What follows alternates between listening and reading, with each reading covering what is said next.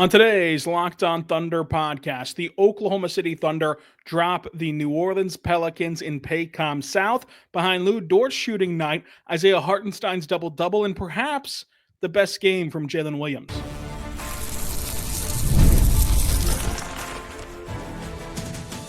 You are Locked On Thunder, your daily Oklahoma City Thunder podcast, part of the Locked On Podcast Network, your team every day.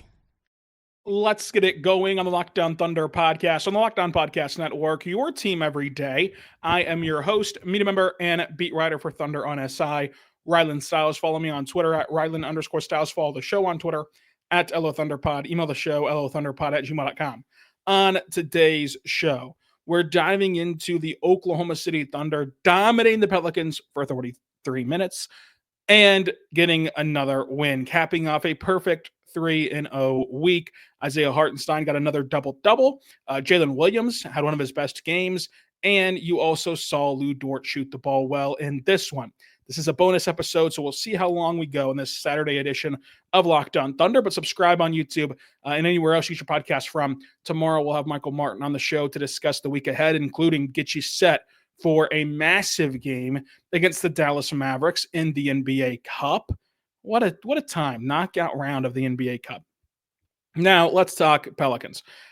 I think that this game, like for 90% of it, I had the entire A block ready to go. Like it was about how the Thunder, you come into this week and you're fresh off a 3-4 road trip. And what did we say? You had to go 3-0. You had to go 3-0. And they went 3-0. And the Thunder, they just have this level of professionalism that is really rare, especially for the youngest team in the NBA. But they learn the lessons quickly of how hard it is to win in this league. I think perhaps some of those lessons were taught to Shai and Lou Dort and some of these other guys when they were on the other end of having a lot of losses, but they never rolled over and they never just gave games away. The other team still had to bring it every single night, and they treat these games as such. That 0-0 mentality ranged true because you saw the Jazz game, which was inflated in terms of stakes because of the NBA Cup, and so that kind of baked in a necessary approach.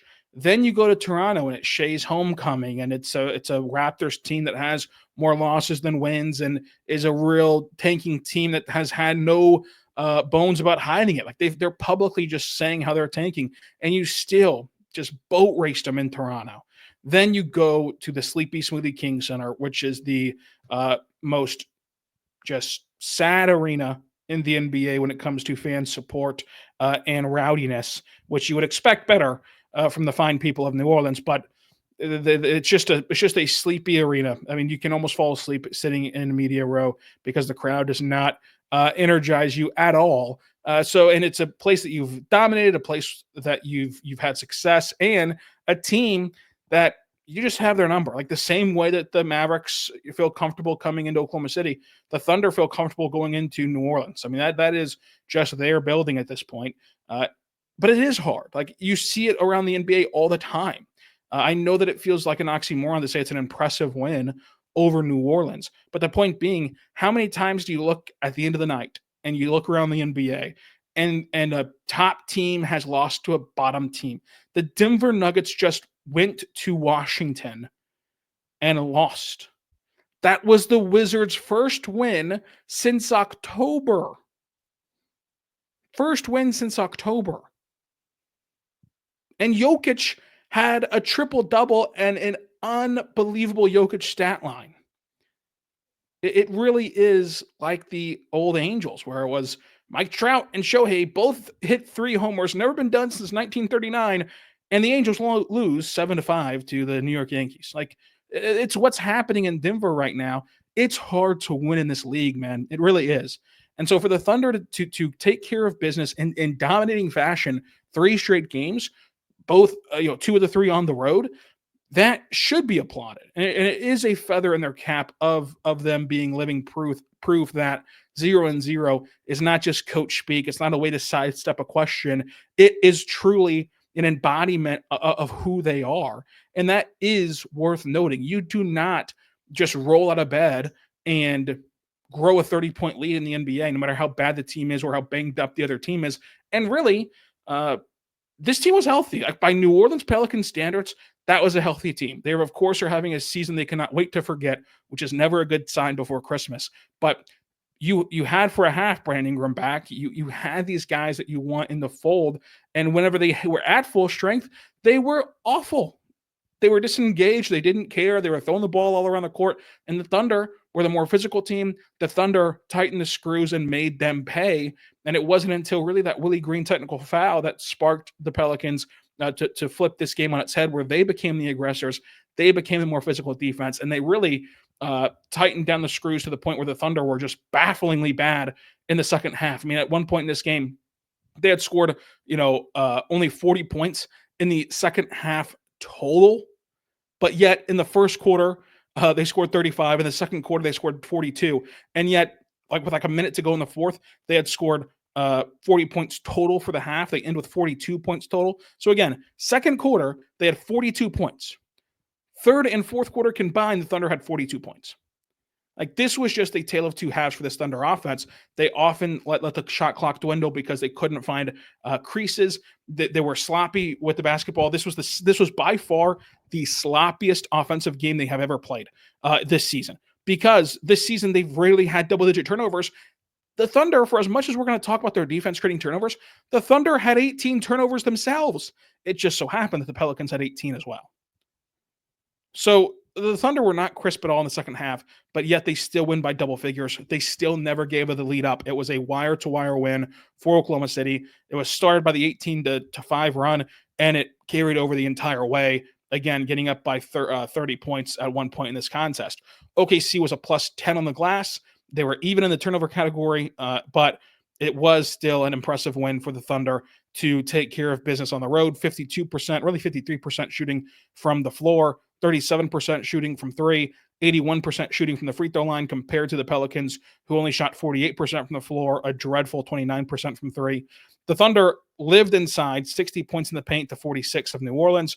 They actually won second chance points 9-6, and they barely won fast break points, in large part due to the fact they couldn't stop giving the ball away, 28-22 in the fast break points category. So I know that things got messy. I think that if you would have looked at this game through the inverse, right? Like, if the first half they just look like, oh my gosh, what happened to this Thunder team? They can't score. They can't protect the ball. What's going on? And in the second half, they looked like they did in the first half. The perception completely changes of how this game went. But because it happened in this order, you can see some complaints. Overall, though, you can't in this league complain about a 3-0 week. You can't in this league complain about a double-digit win. The Thunder still covered the spread, if you care about that. And they got a win over New Orleans, too. Really, now you look back at this 2-week segment, and the reason why I had put the emphasis on the Thunder to go 3-0 this week is 3-1 on the road is great. Whenever you go take down Golden State, you take down Los Angeles, you take down Sacramento, and you lose to Houston. That's great. But if you give a couple games away here, or even just one game away here in this stretch against bad teams, it's all for naught. But now you've gone 6-1 in the last 7 games. Like, you've taken care of business, and you have a just all eyes on you event on Tuesday, because this game Tuesday against Dallas, I just can't wait for it. You're going to have the elimination stakes tied to these two teams again. It's going to be a time where you just played Dallas not too long ago and lost to them again, and it looks like Dallas has your number. How are you going to respond? This team's been so good at responding over the course of its lifespan together. It's just going to be so much fun. And you can get caught looking ahead to that. You can get caught looking ahead to being at home, because while there's only one game on the official schedule so far right now this week, you're going to be at home Sunday. Not going to leave. If you win, you're not going to leave for Vegas until Thursday. If you don't win, then your next game is not until Sunday, so you won't leave if you have to leave until Saturday, or you might host that game Sunday, depending on who wins. So, like, you're going to be at home longer this week, no matter what, than you've been at home for the last month, pretty much. I think that's really where you could have gotten caught looking ahead.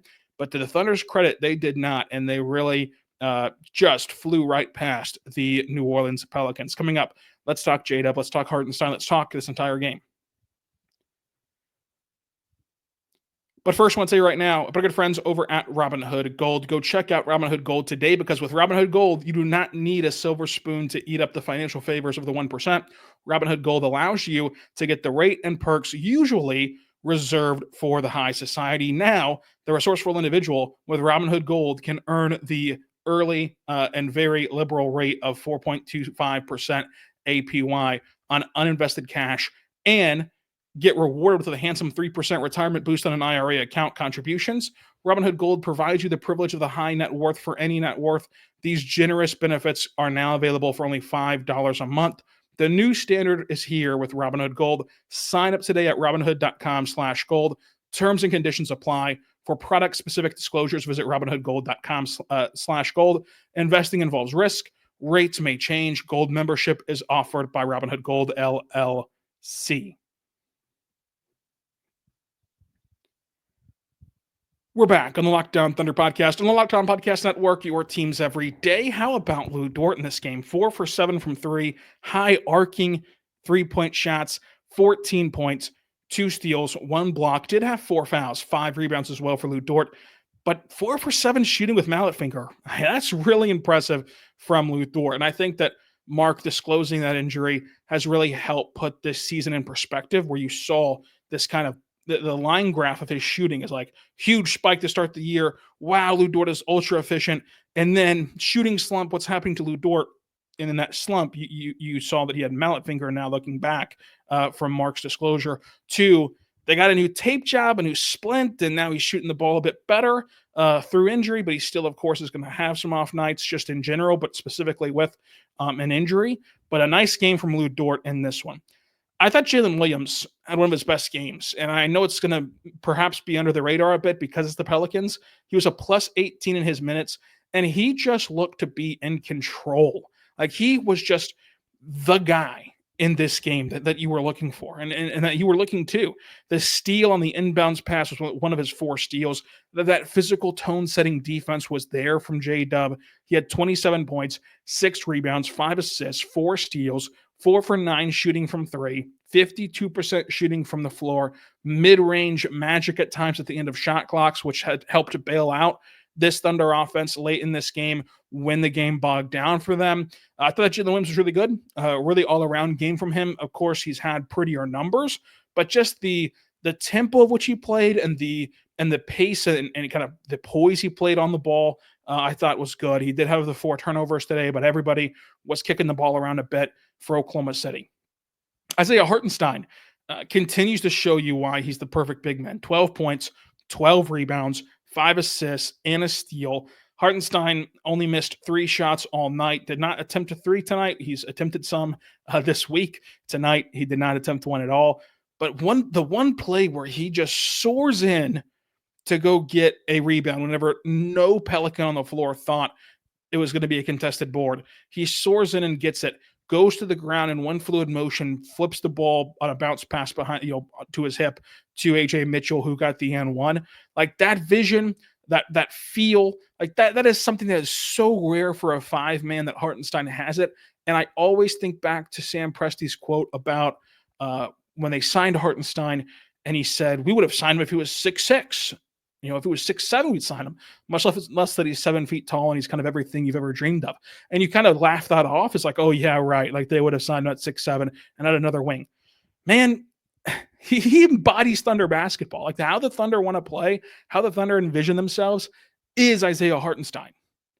And you look around the league, and for as talented as this league is, for as many unicorn big men as there are out there, not many give you the size and skill of Hartenstein. And that's why whenever you were, kind of hurrying Sam Presti to the table of like, yeah, you got to go fix this at the trade deadline. They could have gotten bigger at the trade deadline. They couldn't have gotten better. Hartenstein is one of the few guys that lets you get bigger and better. And he's done that in his minutes so far. Cason Wallace, I thought, had a really good defensive game. Offensively, it was messy for him. Again, once the Pelicans started swarming around, he had 4 turnovers, and it kind of looked like a deer in a headlight sometimes for Cason Wallace. His 3-point shot didn't fall, which would have made his box score look prettier. And I just would have liked to see him get downhill. Like, early in this game, He gets downhill, gets slapped on a drive. It's a side out. Really good job. You put a foul on the Pelicans. It helps you get into the bonus. The next play down, he gets downhill strong to finish off a play and gets a finish at the rim. Like, that's how the game started, and he ends with 6 attempts from the floor. 4 of them were from 3. I would have liked to see him get downhill a bit more in this contest. Isaiah Joe, 2 games of 2 role reversals. He had his best ever game as a starter on Thursday. Tonight, one of his worst games production-wise offensively as a bench player, 0 for 2. A very silent night for him in the spirit of the holiday. Kenny Hustle continues to play really good basketball right now. Like, this is the Kenny Hustle that you remember.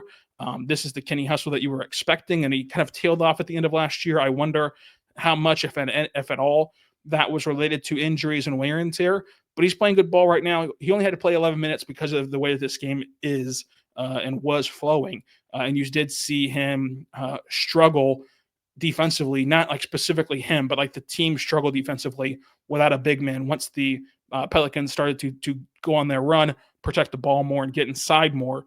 I don't necessarily put that on Kenny Hustle, though. I put that on, that ideally the Pelicans, they have the size with Yves Missi to impact the game down there if they're going to protect the ball. And you need your center in there to anchor things, and they got Hartenstein back in there pretty swiftly. Quiet night from Wiggins. I thought that Alex Caruso looked really good. 6 for 7 shooting. He had the emphatic slam off the steal. 2 for 3 shooting from 3. 2 rebounds, 3 assists, 2 steals. He was able to just rob, fluster, and confuse the Pelicans in this game. 14 points total and a plus 5 in this game.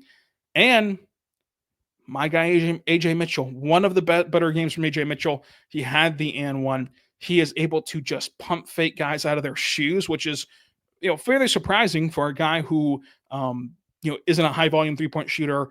And this 3-point shot can go in, of course. It's just a low sample size to this point to where you wouldn't think that you'd be biting as much as you are for AJ Mitchell. And that allows him to get downhill. He went 0 for 1 from 3, 4 for 8 from the floor. So then he only missed, 3 shots inside the arc. He's getting better around the rim with each progressing game. You saw him take a little bit of a slap and still finish the floater in the paint on that Hartenstein play we talked about earlier to get the and one. I thought that Mitchell was really, really, really good in his 18 minutes in this contest. But it was a fun game for the Thunder for the vast majority of it. Of course, things got tight in the fourth quarter, but basketball is a game of runs. You're going to see these things transpire night in and night out. And if that Pelicans run happened to start and then you blew the doors off of them, you would do nothing but throw a parade in the street right now for this game and for this Thunder team.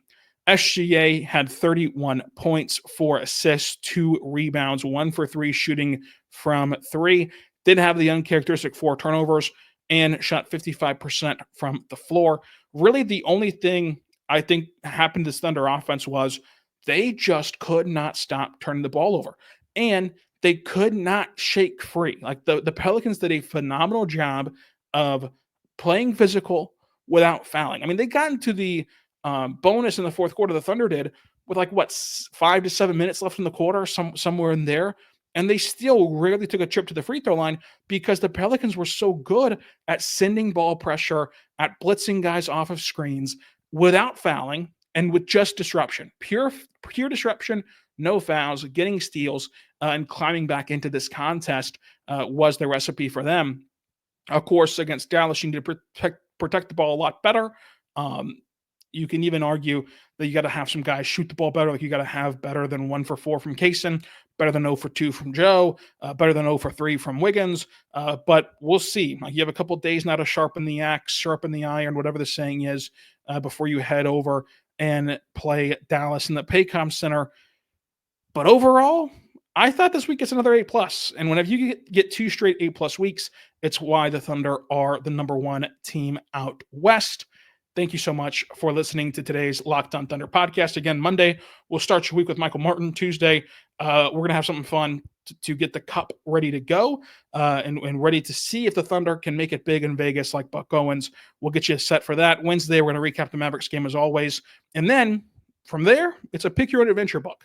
After we recap the Mavs, are we going to preview Vegas, or are we going to talk about what lies ahead and what would be a very shallow week of games for Oklahoma City? Find out with us on Locked On Thunder. Subscribe anywhere you get your podcast from, including on YouTube. And until next time, be good and be good to one another.